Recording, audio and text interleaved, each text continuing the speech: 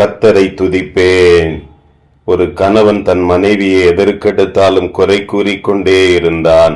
அவள் எவ்வளவு நன்மை செய்தாலும் தன் புருஷன் மீது அன்பு காட்டினாலும் அவன் அதை உணராது அவளை காயப்படுத்தி கொண்டே இருந்தான்.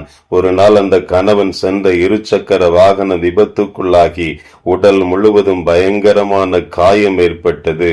மருத்துவமனையிலே கொண்டு அவனை சேர்த்த பொழுதோ மருத்துவர்கள் மிக அதிகமான தொகை செலவாகும் என்று கூறினார்கள். இவன் தன்னுடைய பிரச்சனையை சொல்ல நண்பர்களை நோக்கி பார்த்த பொழுதோ நண்பர்கள் அனைவரும் ஓடிவிட்டனர். உறவினர்களை நோக்கி பார்த்த பொழுதோ உறவினர்கள் எல்லாம் கை கழுவி விட்டனர். ஆனால் அன்பு மனைவியோ அவனுக்கு ஆறுதல் கூறி தன்னுடைய எல்லாவற்றையும் நகைகளை எல்லாம் விற்று அவனை காப்பாற்றினாள். இப்பொழுது அந்த கணவன் தன் மனைவியின் கைகளை பிடித்து தன் தவறுக்காக மன்னிப்பு கேட்டு அவளை தன் உயிர் போல நேசிக்க துவங்கினான். என் அருமையான என் அன்பு உள்ளங்களே, யாக்கோபின் மாமன் லாபான் ஏமாற்றியதால் யாக்கோபு தன் மனைவியாகிய லேயாளை வெறுத்தான். லேயாள் தன் கணவனுடைய அன்பிற்காக ஏங்கினாள். ஆதியாகமம் 29:31 அப்படியாய் சொல்லுகிறது. லேயாள் யாக்கோபால் அற்பமாக எண்ணப்பட்டாள் என்பதாக.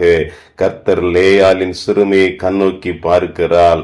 அவள் பிள்ளைகளை பெற்றெடுத்த பொழுது இப்பொழுது என் புருஷன் என்னை நேசிப்பார் என்று சொல்லி மூத்த மகனுக்கு ரூபன் என்று பெயரிடுகிறாள்.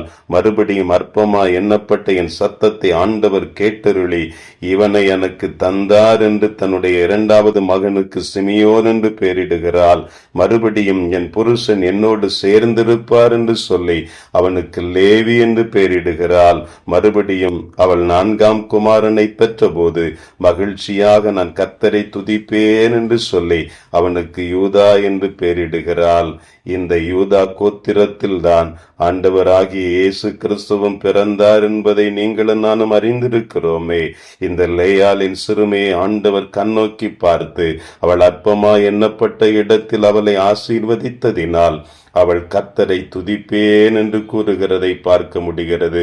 இந்த ஆண்டவர் உங்கள் விண்ணப்பத்தை கேட்டு உங்கள் சிறுமையை கண்ணோக்கி பார்த்து அற்பமா எண்ணப்பட்ட உங்களை உயர்த்தி கர்த்தரை துதிக்க வைக்கிற நல்ல ஆண்டவர் என்பதை மறந்து போக வேண்டாம். பிரியமானவர்களே, எந்த இடத்திலே அவமானப்படுத்தப்பட்டோமோ, எந்த இடத்திலே தலை குனிந்து நின்றோமோ, அதே இடத்திலே நம்முடைய தலை உயர்த்தி கனப்படுத்துகிற ஆண்டவர் கர்த்தரை துதிப்பேன் என்று சொல்லி யூதா என்று அவனுக்கு பேரிட்டால். ஆதியாகமம் 29:35.